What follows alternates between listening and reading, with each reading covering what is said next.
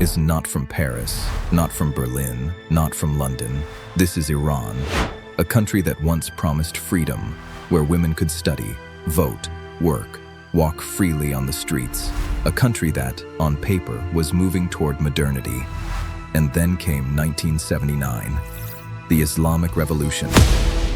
In a single moment of history, everything changed. Iran's supreme leader, Ayatollah Ruhollah Khomeini, announced new laws. Not through debate, not through consensus, but through ideology. No woman could step outside without a hijab. The legal age of marriage was reduced to 9. Women were banned from sports. Leaving the country required written permission from a husband. A society that once moved forward was suddenly pulled backward. Today, Iranian women are doing something the regime never expected.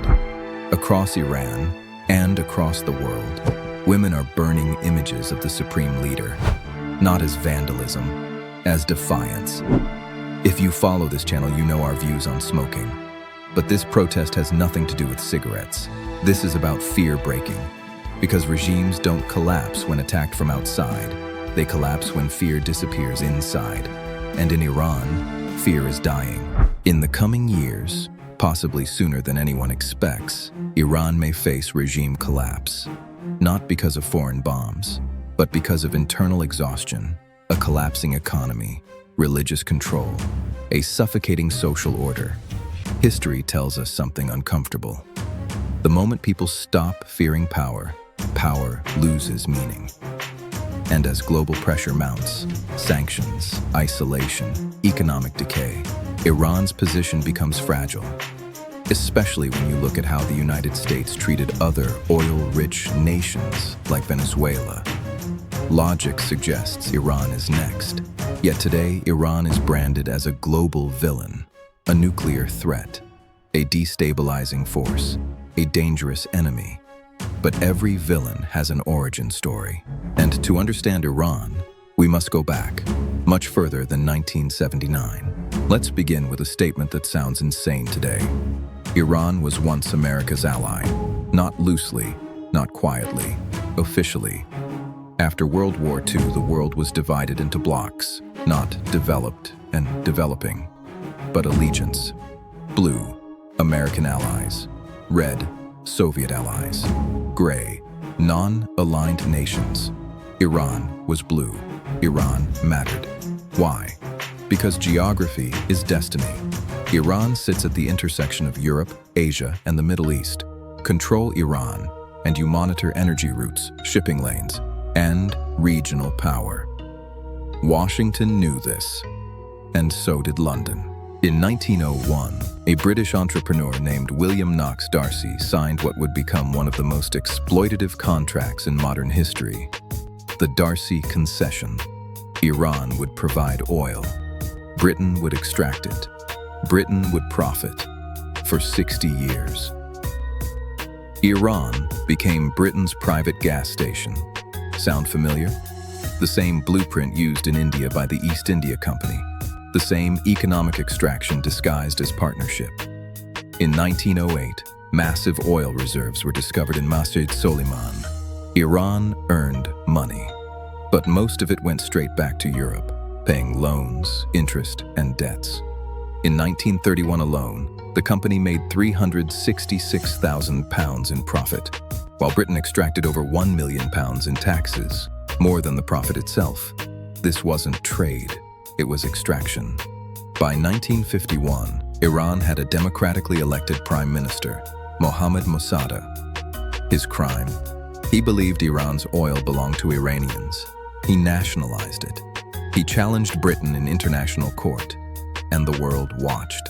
The International Court of Justice said, "This decision belongs to Iran's parliament." Britain didn't accept that, so they called their big brother, the CIA. In 1953, the United States and the United Kingdom orchestrated a coup, Operation Ajax. Mossadegh was arrested. Democracy ended. The Shah returned to power. Installed. Protected. Backed by Washington. This moment changed Iran forever. Even modern American conservatives admit this today. The radical Iran you see now was created here. Ayatollah Khomeini lived among ordinary people.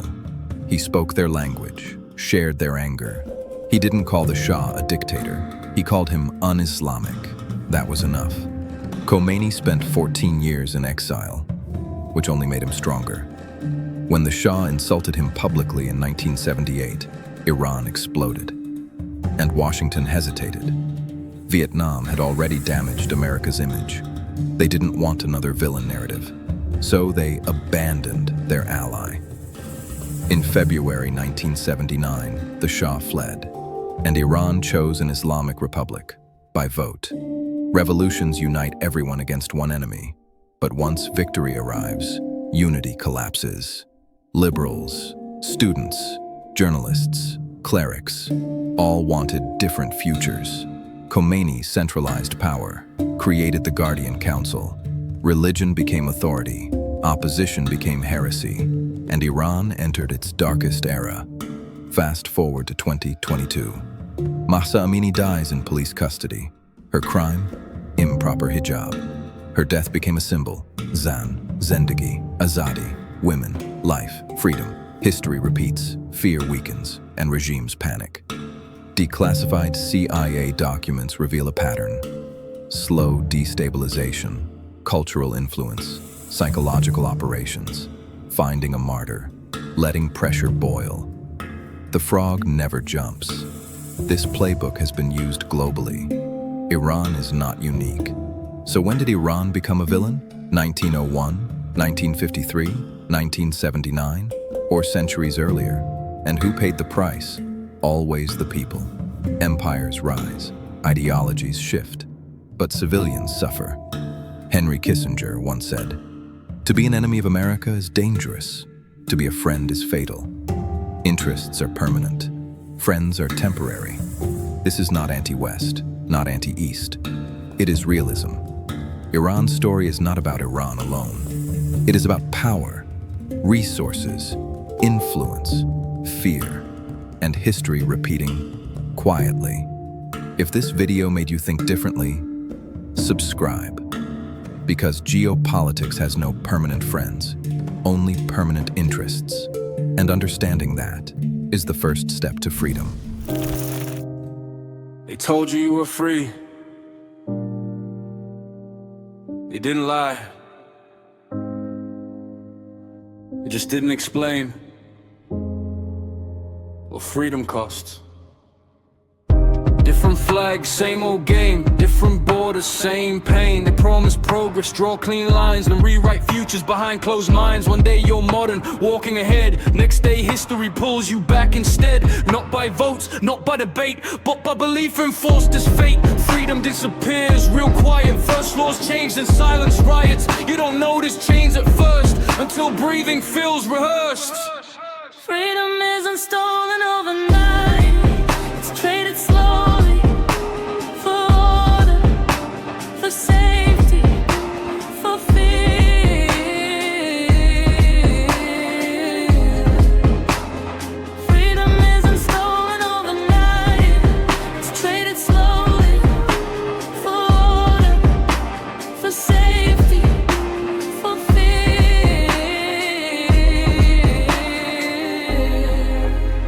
Empires don't conquer with tanks alone. They enter markets, rewrite the tone. Resources flow, contracts signed, profit moves, people decline. They call it partnership, call it aid, but extraction wears a friendly face. Oil below, flags above, wealth moves out, speeches of love. Democracy works until it doesn't comply. Then it quietly gets replaced by stability, backed by force, sold as peace. You're not the problem, you're the terrain. Power survives on one supply, not money, not weapons, fear. The moment fear cracks inside the crowd, authority starts losing sound, because control isn't built on law, it's built on what people won't withdraw. They don't fall when attacked outside, they fall when belief dies inside, when silence stops being safe and courage feels less expensive than shame. They label villains after the fact, erase the history, keep the act. No one asks how monsters form, just who to blame when systems burn. Every headline skips the roots, focus on fire, ignore the fuse. But power loves selective sight, cause memory threatens the night. When you understand the system, you don't panic, you stop being surprised. Freedom isn't stolen overnight, it's traded slowly for order, for safety, for fear. Freedom isn't stolen overnight, it's traded slowly for order, for safety, for fear.